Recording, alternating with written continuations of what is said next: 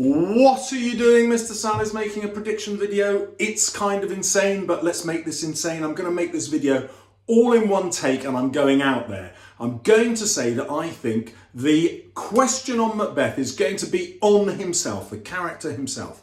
Why? Because the examiners are obsessed with the mental health of students and they don't want people who've been through lockdowns and missed school to suddenly be hit by something unpredictable. So I believe, yes, the question will be on Macbeth himself, and here is the way to smash that question.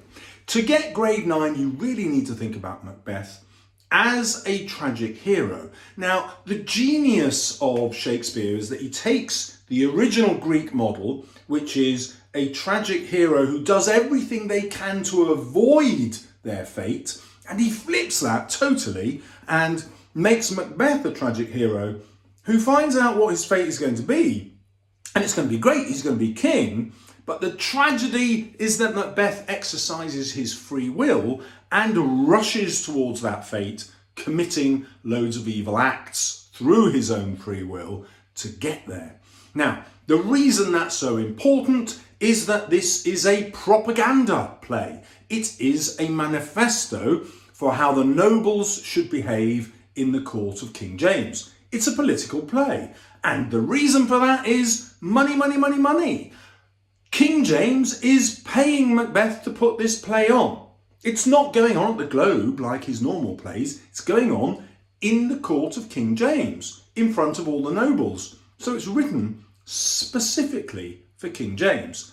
Free will is King James's enemy because all these nobles are sitting down and loads of the noble families there are thinking, well, I've got more right to claim this throne than James does. He was the King of Scotland. We've been in England for generations, and there's the threat of revolution, which of course has been dramatised recently through the gunpowder plot. So, in order to stop this threat of revolution, Shakespeare needs to create a character, Macbeth, who will meet his tragedy because of his addiction to free will. Shakespeare has to discredit that free will. He makes the free will Macbeth's Hamartia. Now, many people jump in and say, it's his ambition that's the free will, and therefore that's the warning to the nobles about their ambition. Well, you can argue that and do quite well, because loads of English teachers believe that. But actually, that is the one thing that is not his Hamartia, and we know that because he tells us in a soliloquy. In the soliloquy, the thoughts from the character's head come directly out. There is no lie, it's all the truth. And he says, I have no spur to prick the sides of my intent, save vaulting ambition. In other words, vaulting ambition is all I've got, and it's not enough because it overleaps itself and falls on the other side.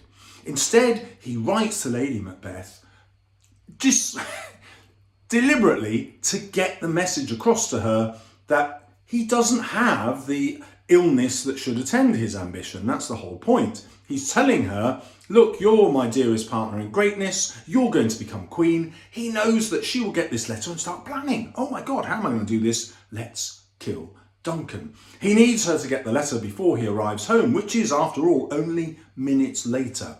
It's no point just informing her what's coming when he's arriving. The only point to the letter is to give her that moment to plan, and then she is going to be the rider in his metaphor who will wear the spurs of his ambition in his metaphor to ride his intent, the horse, in his metaphor.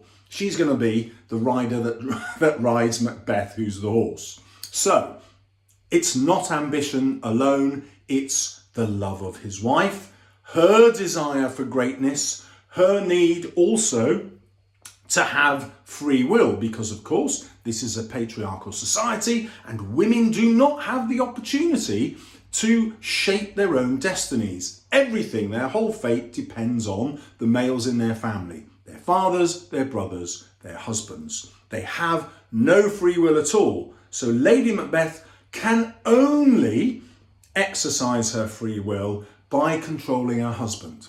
Now, Shakespeare turns that into a moment of evil because he has to portray free will as evil because it's the nobles' free will which would help them try to overthrow King James. But there is a subplot going on here for your grade 9. Shakespeare himself is the epitome of the result of free will. He was born the son of a glove maker in this provincial little town called Stratford-upon-Avon, and he's invented himself by coming to London, no longer tied to this idea of the great chain of being where everyone has their allotted slot in society and they stay there for the rest of their lives. Oh no, Shakespeare starts out pretty low down in social status, not at the bottom, he's middle class-ish if you like, but now he is a multi-millionaire, and more than that, he's right at the top of his profession. There are probably about 8 playwrights writing plays, earning lots and lots of money every night to this fantastic new medium that's like Twitter and the internet and Netflix and Amazon all rolled into one. Everyone's flocking to the plays all the time. They can't believe this revolution in entertainment. And who's at the top? Shakespeare. How do we know? Well, the king comes along and he says, I'm only going to pick one of you. I pick you. You are going to be the king's players. You are going to be the king's man. So Shakespeare has made it by exercising his own free will. And the paradox is he's got to write this play in which free will is the enemy. So this creates some tension through the writing impulse to express himself honestly, but also to express himself in a way that's going to appeal to King James. And I think we can argue that leads to the great violence within the play, this obsession with blood and killing, and the madness this produces in both Macbeth and his wife. So when we get back to our consequences of free will, Macbeth is driven mad. He sees the imaginary dagger, which of course is covered in gouts of blood because he's got bloodlust. That's part of his free will and his hamartia. Lady Macbeth also sees blood, outdone spot on her hand, another vision of blood that isn't there because she has been driven mad by her acts of free will, encouraging her husband to kill Duncan. So now we have the whole idea of divine punishment that punishes those who exercise their free will in evil ways. So it's easy to see the warning, the didactic lesson to the nobles. But we can jump in a little further. In Greek tragedy, fate happens no matter what. Now, if we take that into the realms of Macbeth, he says, chance may crown me without my stir. So he says to himself, look, I could just wait and then I'll become king and everything will be fine. So my hamartia, although he doesn't use those words himself, my hamartia is everything I do to try and accelerate that fate. But he knows that he could just wait and that fate would just be given to him, handed on a plate. Which brings us to the idea of the supernatural. The witches don't tell Macbeth to do anything. They don't advise him to do anything. They don't even hint that he should do something. All they do is tell him the future. And everything they tell him is 100% true. Now, the counterpoint to Macbeth is Banquo. And Banquo understands that message totally. He meets the witches and he thinks, whoa, Fleance is going to become king. He doesn't say, oh, I wonder what I should do. What action should I take? How should I exercise my free will? He says, well, that's fate. So I'm just going to let it happen. Once he suspects that Macbeth has killed Duncan, Banquo says nothing. He just lets things happen. He tries to avoid Macbeth so that he is safe and Fleance is safe. That doesn't work, but he doesn't go out of his way. He doesn't go to England like Macduff does. He just lets events take their course because he knows at the end of those events, whatever they are, even if it's his own death, Fleance will become king. This is the powerful political message again because people believed at the time that King James was descended from Banquo. So this plot device says, King James, he's our king because of fate. In other words, he is going to be king. It is inevitable whatever you do. So not only will God punish you by driving you mad, Not only will he punish you by taking away all ounce of pleasure in your kingship, which is what he does to Macbeth, not only will you ultimately be defeated, which is what happens to Macbeth, but it won't make any difference anyway, because fate has already decided that King James is going to be king no matter what. So that's the propaganda message. But what of the individual, like Shakespeare himself, like many in the audience, who believe that actually they can exercise their free will? Well, to poison that further, Shakespeare introduces despair, or nihilism. With nihilism, you come to realise that life is completely pointless and your actions have no meaning, and therefore you might as well do whatever you like. That's what Macbeth does, and that's his out brief candle speech at the end when he finds out that his wife is dead. He says that he is just like an actor, a poor player, who is acting out someone else's script, fate's script, God's script, and that script he calls a tale, and then he says it is a tale told by an idiot, full of sound and fury, signifying nothing. In other words, all of life has been utterly pointless, and the person who's made it pointless is the one who wrote the script, the tale. God has made it pointless. So for this, obviously, Macbeth deserves to die in the eyes of Jacobean society, because he's now transgressing fully against God, calling God an idiot. Not only is he killing God's representative on earth, apparently through the divine right of kings and the great chain of being, King Duncan, he's now attacking God himself directly by saying, look, you're an idiot. Well, obviously he can't possibly survive that. That is the point of the play. Not just that you will have a defeat in your current life, but for the whole of eternity, you will be cast into hell. Now, the audience did passionately believe in this idea of hell and eternity. And hell and damnation was a particularly strong image because it was only recently that the whole country had been Catholic. Which brings us to another reason for Macbeth's Hamartia. Many suspected that Shakespeare himself was a Catholic sympathiser. After he retired, he actually bought Blackfriars, an actual Catholic priory, and loads of Catholics were known to go there. But that's some years in the future, but it gives some historians evidence that Shakespeare was a Catholic sympathiser. His wife's family were also well known to be Catholics, but we just had the Gunpowder Plot by Catholics. So Shakespeare in this play has to discredit any Catholic belief. So he positions himself on the side of the king as an anti-Catholic figure. That's why you've got all these equivocation speeches in the play. That's why you've got this idea of Macbeth seeking to usurp a king, because that's exactly what the Catholic plotters did. So Shakespeare is equating the idea to get rid of the king with a Catholic plot. When he does that, he's warning the nobles that if they even whisper the idea that King James might not be the rightful monarch to the throne, they're likely to invite a tyrannical oppression.